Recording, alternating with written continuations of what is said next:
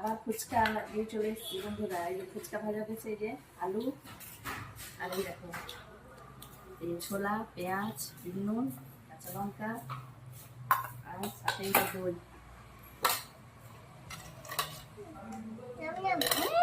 ওকে হাত দেয় না। তবে ফুচকাটা রেডি করছি, সাথে থাকো।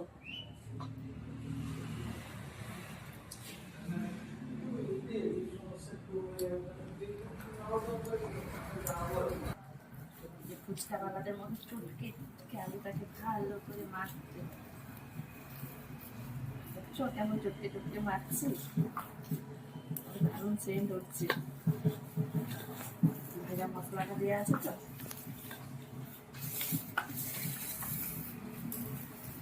আলু মাখানো কমপ্লিট।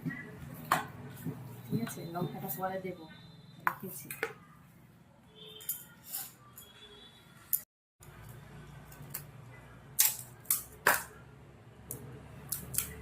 এই যে আলু হচ্ছে, আরে কাঁচা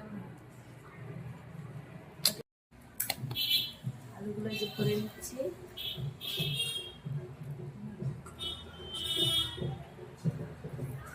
দোকানের ফুচকাতে আলু কম, ঘরের ফুচকাতে আলু বেশি বেশি পাবে।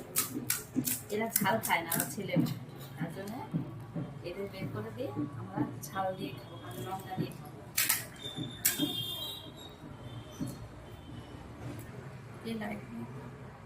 এই দই দিয়ে দিলাম সবগুলোতে ভরে ভরে। এই ফুচকাটা না টক জল দিয়ে ভালো লাগে না, মানে সেই যেগুলো হচ্ছে দিয়ে বানায় সেই ফুচকাও ভালো লাগে। তা এই ফুচকাটা কেমন ওই টক জল দিয়ে খেলে না পড়ে, দই দিয়ে খেতে বেশি ভালো লাগে। এবারে একটু ঝুড়ি ভাজা দিয়ে দিই।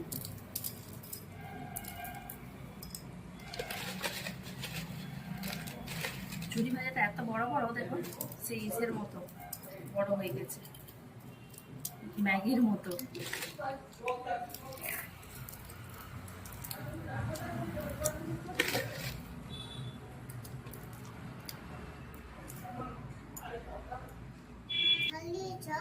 না, খেয়ে দেখো।